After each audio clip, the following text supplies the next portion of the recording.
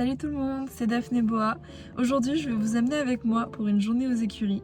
Donc là, on vient d'arriver. Je sais pas du tout ce qu'on va faire aujourd'hui, donc ça va être de l'impro totale. Je pense qu'on va aussi faire un petit peu notre séance en fonction de la météo et en fonction de l'état de la carrière aussi, parce que je ne l'ai pas encore vue aujourd'hui. Si elle est inondée, on montera pas. Sinon, peut-être que oui, on va voir. En tout cas, voilà, let's go! On est arrivé au pré et maintenant on va aller chercher Fufu. Les chevaux sont tout au fond. Coucou les copains. On y va loulou? Ouais. Trop beau mon loulou. Il est trop beau.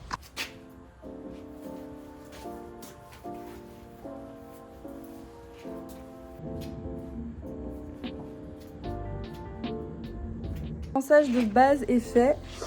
Pour Monsieur Fufu. Maintenant, ce qu'on va faire, c'est qu'on va aller à la douche pour nettoyer ces petites crevasses parce qu'il fait un début de gale de boue. D'ailleurs, si vous avez des astuces un peu pour la gale de boue, parce que je vous avoue que c'est l'enfer.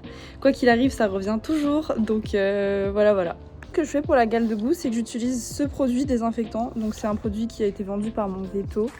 Et en fait, j'ai appris qu'il fallait pas utiliser la bétadine rouge. Alors que beaucoup de personnes le font parce qu'apparemment ça resensibilise la peau et du coup ça revient plus vite. Donc voilà, je le savais pas du tout. Du coup celui-ci, ça coûte, c'est un peu le même principe que la bétadine, ça coûte 10 fois plus cher. Pour l'instant ça fait pas trop son job, mais on va voir. Ensuite je vais venir mettre juste de la vaseline. Donc je sais que la vaseline soufrée c'est mieux. Moi j'en ai pas, donc j'utilise de la vaseline normale.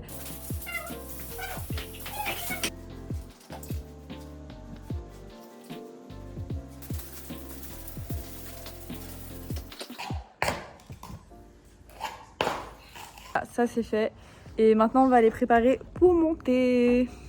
Ok, let's go préparer la bête. J'ai reçu sa nouvelle selle il y a quelques semaines et franchement je suis vraiment contente. C'est une selle Toro Good pour grand garrot, pour ceux qui connaissent. Comme c'est un pur sang et qu'il a un garrot, vraiment un vrai aileron de requin. Je vous avoue qu'on a vraiment galéré pour trouver une selle qui était adaptée pour lui et pour moi. Mais celle-ci franchement je suis très contente. Par contre, j'étais pas trop sûre au début, comme c'est un sanglage bas et que j'ai jamais eu de selle à sanglage bas. Je me disais que peut-être pour ressangler c'était un peu galère, mais franchement, non, on s'habitue très vite et elle est top. Ensuite, je lui mets un bridon tout simple avec un mort à olive. Bon, il lui va légèrement trop grand son filet, comme il a une toute bébé tête de poulain. Et en fait, il est entre une taille poney et une taille cob, alors que c'est un cheval. Enfin bref, la galère. Mais ça fait son taf. Ensuite, je lui mets toujours des guêtres et des cloches au travail en sachant qu'il est plutôt maladroit, donc ça s'avère utile. Et voilà, on a fini de préparer, donc maintenant on peut passer à la séance. Bon, du coup, on se retrouve en voix off pour vous commenter un peu ma séance. Donc, on commence par faire 5 ou 10 minutes de pas pour bien s'échauffer, puis on détend un peu aux 3 allures à chaque main en faisant des petits cercles, tout ça. Je le sentais un peu raide aujourd'hui et j'arrivais pas trop à le mettre en place, donc j'ai pas cherché plus loin, en sachant que ça reste quand même un jeune cheval réformé, donc ça peut pas être parfait tout le temps. Et moi, c'est aussi la première année où je travaille en autonomie, donc on apprend en même temps.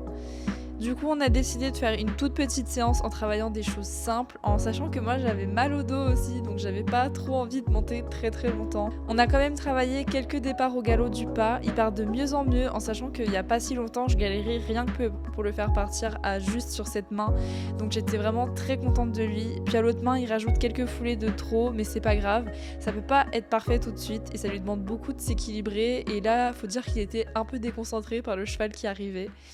Donc voilà, on a fait pas mal de transitions, puis on a arrêté la séance au bout d'une 30aine de minutes environ. La chance, on a fini la séance pile poil à l'heure, parce que là il vient de commencer à pleuvoir à torrent, et nous on était au sec pendant toute la séance, donc voilà. On va pouvoir donner à Fufu sa petite ration d'après-travail. On va déjà aller nettoyer le seau parce qu'il est dégueulasse.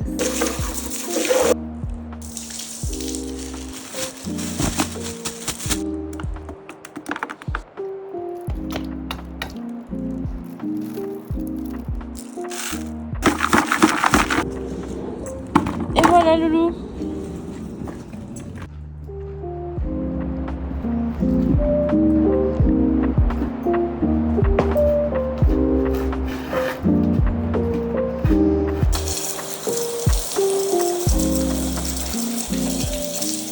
Je vais ranger mes affaires, je vais lui faire ses petits soins d'après séance, mais je vais pas filmer parce que là il commence déjà à être tard Et on a un peu d'orage qui arrive, donc je vais essayer de me dépêcher un peu.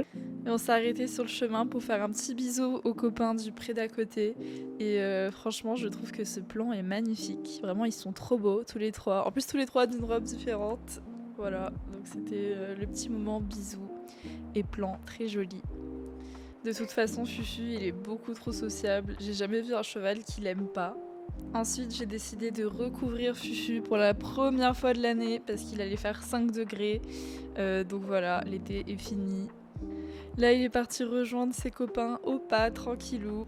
Et là, on se rend vraiment compte de la taille du pré qui est énorme. Et encore ça, c'est juste une toute petite partie qui est le pré d'été et ça continue sur la droite. Là, il est parti rejoindre ses copains au galop, sauf qu'il s'est trompé de côté. En fait, là, il allait carrément dans le mauvais sens, donc il va s'en rendre compte. Et puis là, il s'en est rendu compte et du coup, il repart dans l'autre sens.